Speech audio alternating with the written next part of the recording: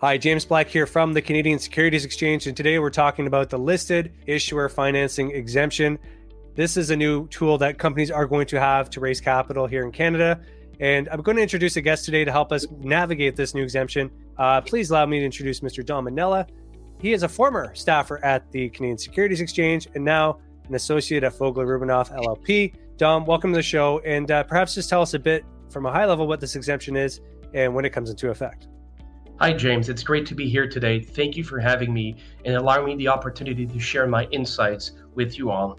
So here is the direct benefits generally available to issuers. For example, it will reduce the cost of accessing public markets. It will allow smaller issuers, such as the ones listed on the CSE, to access public markets and retail investors. It will result in better and more accurate disclosure in the market for those smaller issuers, such as the ones on the CSE, that previously only used the private placement system. This exemption, in a nutshell, will provide retail investors with a greater choice of investment available in the primary public markets.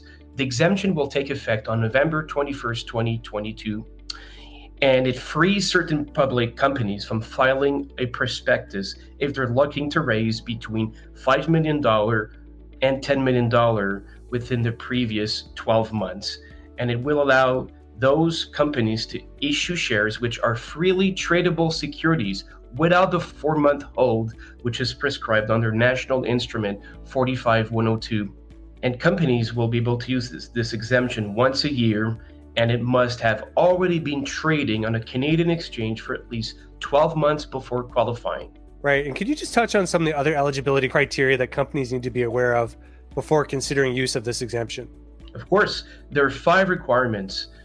1, the issuer must be a reporting issuer in Canada for at least 12 months prior to the offering. Secondly, it must have its listed equity securities, which also includes warrants listed on a recognized stock exchange like the CSE. Third, it must have all its periodic and timely disclosure documents up to date. Fourth, at the time of the offering, the issuer must reasonably expect that it will have available funds to meet their business objective and liquidity requirements for at least 12 months. And finally, the issuer must not have ceased operation within the past 12 months, or whose assets are primarily cash equivalent, or be a CPC, a SPAC, or a shell. Right, Dom. And you mentioned that the shares issued under this exemption would be freely tradable, but what are some of the restrictions on use of proceeds? What can't these funds be used for?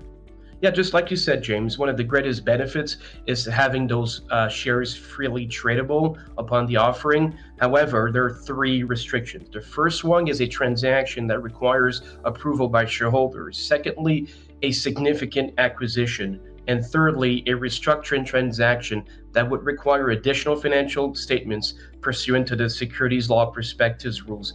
And as I mentioned, CPCs, shell, or SPACs would not be eligible under this exemption. Now, if a prospectus is not required under this exemption for the distribution of securities, what other disclosure obligations are in place of this to ensure that there's enough information out there for investors to make a sound decision about the offer? Having in mind investor protection, this securities regulator, the CSE, thought of a way to streamline the process. So the issuer, for example, would have to file an offering document, and it's called 45106 F19, which includes certain information. For example, the price and details of the securities being offered, a short summary of the issuer's business, any recent development affecting the issuer's business, any material facts or changes not disclosed in the issuer's other public disclosure documents on SEDAR, a statement confirming the offering document that has not been reviewed by Securities Regulatory Authority, and finally, a summary of the statutory rights available to the purchasers of the securities. And this offering document should not be longer than 5 pages, which, as you all know, is quite different than drafting a short-form prospectus. And to my understanding, an agent is not required to participate in this distribution under this exemption. Great point. It's one of the greatest benefit here is there's no requirement that a registered dealer, such as an investment dealer or an exempt market dealer, be used to offer securities under the new rules. However, issuers wanting to conduct an offering without a registered dealer would need to ensure that their offering activities do not trigger the registration requirements pursuant to National Instrument 31103. With respect to the end investor, what measures are in place to protect them under this exemption?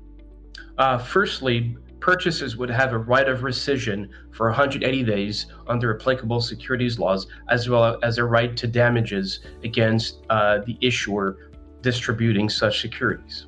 Right. Well, that's a good summary of what's happening here. Dom, can you just summarize in your own words what you think the impact of this exemption will be and who it really ultimately will impact?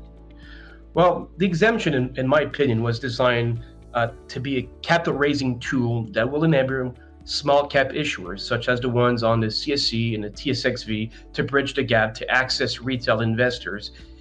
And as we mentioned, issue freely trading securities without having to file a prospectus, which is time consuming and cost prohibitive. It also has the great potential to reduce the current burden on small issuers to raise capital in the public market. And as we all know in Canada, given the disproportionate number of small cap issuers, I'd say that ultimately it will have the potential to change the landscape for raising capital in Canada. Thanks, Dom, for that great summary. The listed issuer financing exemption, from here on out, I'll call it the life exemption. It seems to be a tool that companies on the CSE can utilize as they go out there and raise more funds and hopefully do it in a way that's effective and efficient for them. Dom, I'm sure if you have anyone who needs to ask further questions, they can reach you at Folger Rubinoff, LLP. I'm sure you're not hard to find. Thank you so much, James, for having me today. It was great to share some insights. If you have any questions, the Securities Group at Folger has the extensive experience and expertise in dealing with CSE issuers, and we're happy to help. Thank you. I want to thank everyone for watching. If you have any more questions, feel free to contact the exchange at info@thecse.com.